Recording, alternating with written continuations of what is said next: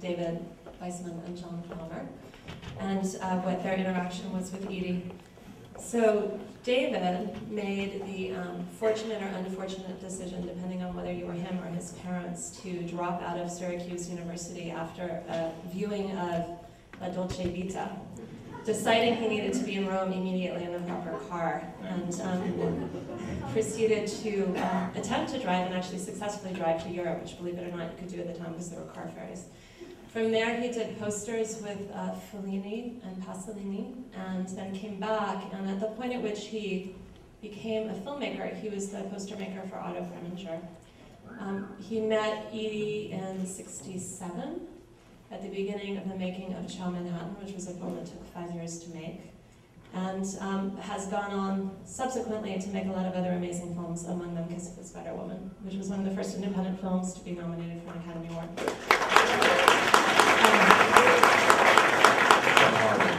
John Palmer began his filmmaking life at the ripe old age of 19 as part of Andy Warhol's Factory. He was the co-director of Empire, one of Andy's very early films.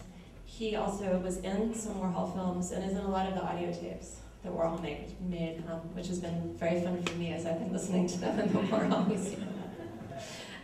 He was originally on Ciao Manhattan, the director of photography, part of a corps of filmmakers, and at the end, the co-filmmaker with David of that movie.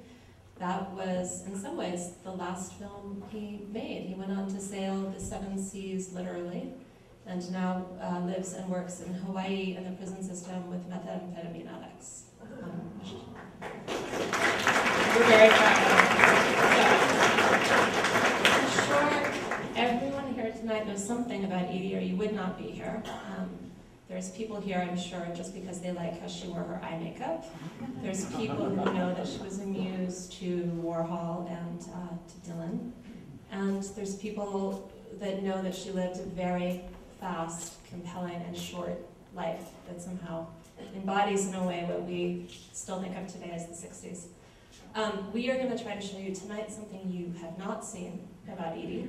I hope you leave here feeling that she was an artist who never really found her correct medium, and that she had more to say than you might expect, despite the fact that in some ways she looks like the first person who was famous for doing not much at all. So, without further ado, I'd like to, the way this evening is going to work is that we've constructed, this book is also a documentary film project, and so you're going to see pieces of the raw material that we're working with on that film. A lot of pieces of tapes that John and David made with Edie during the making of Ciao Manhattan, a couple pieces of audio from other sources, from Warhol and a few other places, coupled with images of her. And I will try to do a short intro of each piece, and then I'm going to, after each one, ask John and David some questions that relate to them. And at the end, there will be a Q&A, so please hold your questions for the end. I would say lastly that for me, one of the things about working on this project is that I do believe that Edie's life so encapsulates the 60s. She started out really in a weird way let loose on the world at 20 because she had lived a very isolated life in Santa Barbara prior to going to Cambridge. And she said once that when you start at 20, when you start life at 20, you have a lot of nonsense to work out of your system. And the 60s were a good time to work nonsense out of your system. In the end, in some ways, it's a tragic life that she lived, but I think that the arc of her life really is about what the 60s were in terms of promise and what the cost was. So, all of the tapes, I think, have both personal and political, historical implications. We'll start with one that's pretty personal. And here you go.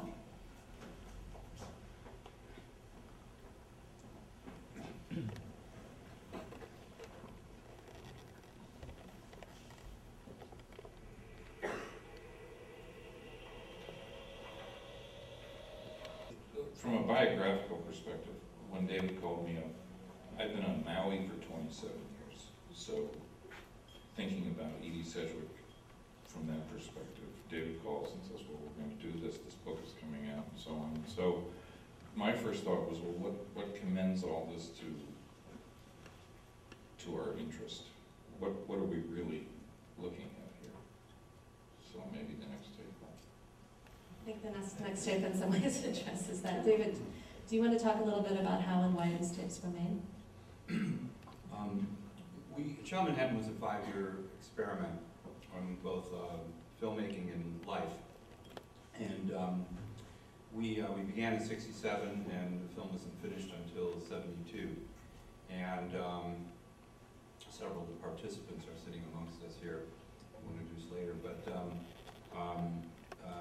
in the summer of 1970, after 3 years of dealing with black and white footage that we had shot in New York in '67, it was a convergence of all of us, myself, John, Bob Margoleff was here, and the two young men who were 19 years old at that time, in Wesley Hayes and Jeffrey Briggs.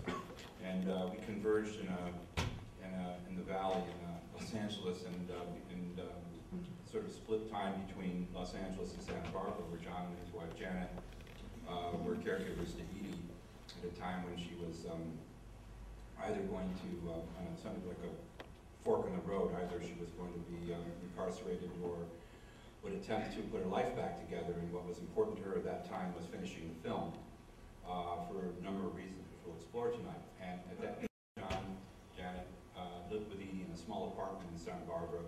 What was the street? I can't remember. Right near, anyway, and converted one of the bedrooms into a little sound recording studio. They had a Nagra, which I'd stolen from Bob Margoleff, and a lot of baffled windows and so forth. And every day or every few days, Edie would go into the bedroom and would record. She became quite a storyteller and record memories. And so these tapes, which the purpose of which was to kind of like for Edie to get back into the sense of performance, and also to give us ideas of what we were going to shoot. I mean, we were really clueless. We reached a juncture where the film had gone from one level of fiction into a level of reality, which we'll also explore in a little while. But we were trying to extract from Edie's experiences ideas about what we were going to do for the color footage, which would house the black and white. And so these tapes, which are known as for those of you who have read the Gene Stein and George Plimpton biography from 25 years ago, which is 300 some odd people's recollections of Edie, there's a spine that runs through it, which is the voice of Edie in italics. I mean, the comments of Edie in italics, which are quoted from the Child Manhattan tapes. So these were these tapes, which at the time, as I say, had a value of really just being an inspiration, but later became a really important historical record of the time, place, and a state of mind.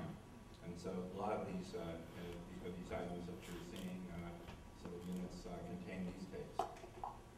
I would say one last piece. Everything that you hear tonight, you're hearing because Edie desired to leave a record behind and to have her story told. I would say that I think her main objective in her life was to tell a story about her life that she thought was true, and that really that was a pretty emblematic thing of her generation. You had a generation of kids who felt like they'd been misunderstood and wanted to be heard. In Edie's case, it was a really extreme case of that. She felt like she'd been radically misunderstood as a child, and that it was, in a way, as she became famous, part of her mission to upset the apple cart, or to let people know what had been going on in a life that from the outside might have looked perfect. So, yes? We can't tell from up here. Is the sound level okay of the... Yeah. Okay. Great, so let's go to the next one. Mary. Well, before we get to turn on, tune in, and drop out, it's turn on, tune in, and act out until the wheels fall off. So, let's see, Edie, well, let me think about that for a second. David, you can pick that up and then I'll come back to you. What was the question?